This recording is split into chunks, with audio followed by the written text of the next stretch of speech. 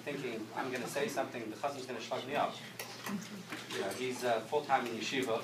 What can I speak about? And I thought, my uncle Moshe is a very worldly person. He knows about a lot of the history, and you speak to him, and Torah is not just something that's today. It's not something that's, it doesn't have a history to it. Every time when he tells you something, there's a whole story behind the story. It gives you more of an appreciation for it.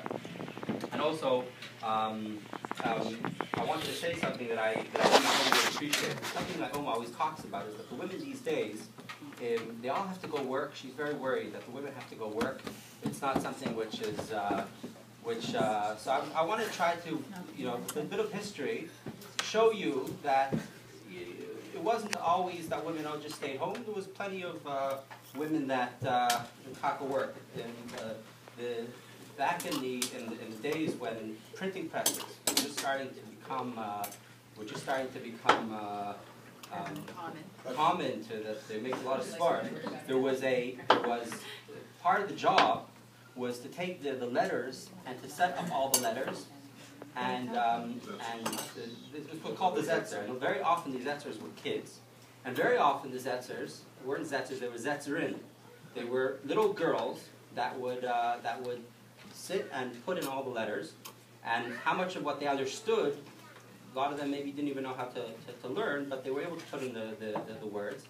And this is something actually my Opa was very into, always finding mistakes where pshat, people learn pshat wrong because historically somebody along the way, probably a little girl, put the letters, mixed the two letters double, or a little boy. And from then on, everybody makes mistakes. Anything.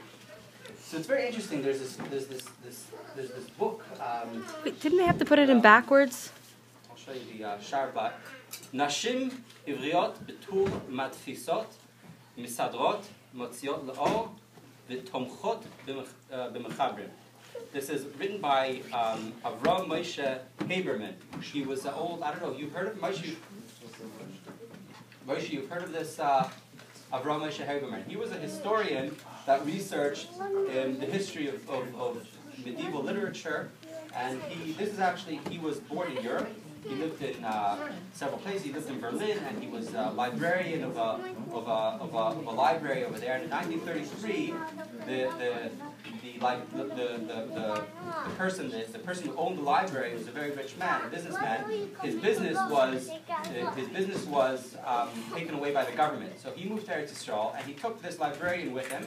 And eventually, this Haberman became a professor in Tel Aviv. I don't know if he was from or not. This book is actually something that he published in Berlin, and he goes through all the women you find that were in history that were printers, that were zetzerins, and he brings here. There's this two sisters, Rivka and Rechel, who were both daughters of this Yehuda Leib Yudel, who was a famous printer in Wilhelmsdorf. I don't know where Wilhelmsdorf is. Maybe only you've heard of Wilhelmsdorf? It's near Frankensdorf. In Wilhelmsdorf. It's in Bavaria somewhere. And this Rivka and this Rechel were zetzerins. And they write on the bottom of the sefer, Nasa v'nigma yideha isha po'elet ha-zetzerin Rechel bas Rav Yitzchak, which is this Rav Yitzchak Yudel. They were Kahanim also. And I see, very interesting, he goes through a whole list. This is 113. 2 entries later, he talks about this girl. Her name was Ella. This Ella was the daughter of Moshe ben Avram Avinu. Who's Moshe ben Avram Avinu? Moshe ben Avram Avinu was a ger. That's why he calls himself Moshe ben Avram. His father wasn't really Avram. His father's name was Jacob. They were both Christian, and they were Christian scholars, and they decided to convert to Judaism, the father and the son, and set up a printing press. And originally, the printing press was they were from Eisenstadt originally. Eventually, they set up a printing press I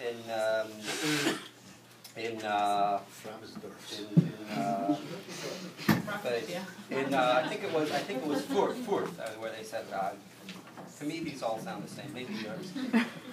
And you find this Moshe ben Avram Avinu had a daughter. She had a few sons. The son was Yisrael.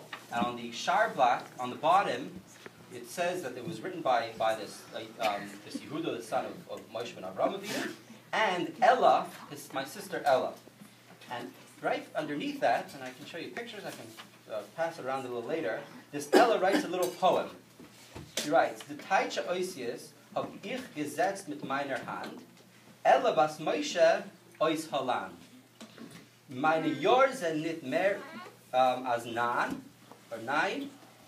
Zwischen sechs Kindern bin ich ein Basachide allein. Darum, wenn ihr ein Tues gefindt, so gedenkt das als hat nein. It sounds like a haiku. Ein Kind. I don't know if that competes with Gosek, but what does it mean? I don't know. Most of you probably know Yiddish, but it means I said this with my own hands. This is not a 9-year-old girl. My name is Ella. I'm one of 6 children. I'm only 9. So if you find a mistake, remember that I'm only a 9-year-old girl. And she was the youngest girl in her family. Actually, had an older sister. I can go through the whole story, but people are probably getting bored already. Only one girl, no older sister. What? One girl, not older. No. She had an older sister. Why did you say one girl? Oh, Basi Kinde, you're right. Maybe I'm getting confused. She made a mistake. She's only 9. You're right. But so I want to bring this around back to this Moshe ben Avraham who came up with the Shas. This was the edition of Shas that they started in 16. This just to give you a context of the years. They started writing a Shas in 1697, and they finished the Shas in 1699. And the last Masech, the Maseches Nida, it's common in Svarim that when it says the year that it was published in, they take a pasuk, and the gematria of the pasuk is the year. So she writes that she did idea. The brother writes it was published by this Yehuda, the son of Moshe ben Avraham. And idea Chayse habesula Ella bas Moshe shlita b'shnas and the keva to say the gover. So she chose a very interesting pasuk. So this gives me an opportunity to bring this around to this pasuk. It's a pasuk in Yirmiyahu. We name this actually on Yom Kippur. Let me.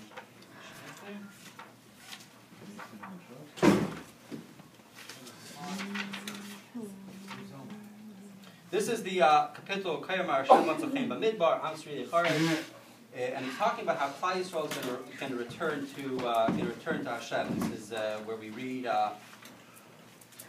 Kol B'Ram Nishma and Hivuchit Harum Rachum Vakal B'Neho, and then it goes.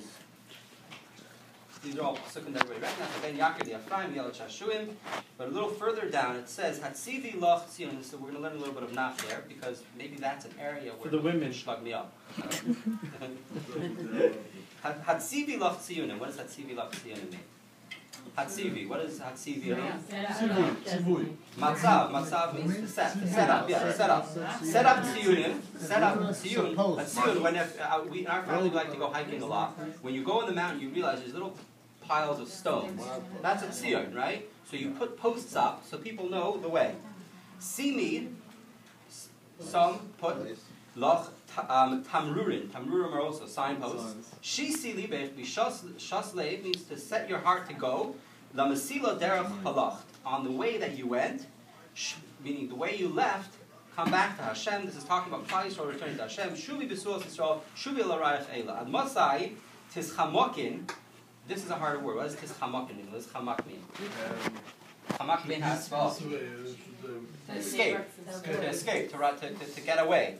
Tischamokim habas hashayveva. How long are you going to run away? The bas hashayveva, the bas that's always shayvev, it always goes back, right? The Klal Yisrael has a long history doing tshuva, but always we're learning now in Chumash. You know, they keep going back. Kivara Hashem chadash avaretz. Hashem made a new thing. Hashem made a new thing. The Nekeva Tesayve Gover. The Nekeva will go back, will be Tesayve, will go around looking for a Gover. So what does this mean? Everybody knows the Gemara in the beginning of Kedushin, that man was, somebody has an Aveda. The man goes after and is kind of the woman. Why? Because Adam Arisha and Hashem took from his rib and created Chava, so he lost an Aveda. The Baal Aveda is Chayzer Achar Aveda. The woman doesn't go to look after the man. The man goes to. But today we have a Bara Hashem Chadash. We have a Shidduch crisis. Rahman al-Islam today. So it's a new thing, Chadasha.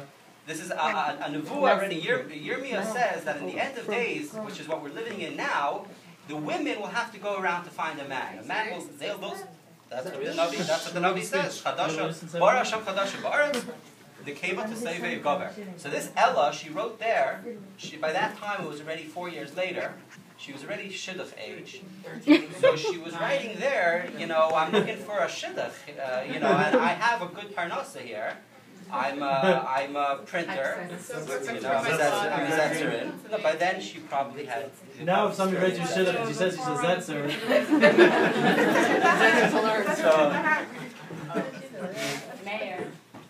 And so, to prove this point further, that today, these days, things are different, and this is especially directed for Oma, these days it's different. The women go out to work. There's another nevuah, this one's from Shaya, but this one's very, which is the name of the chassan. This one is very appropriate. It's like a good match here. It's also talking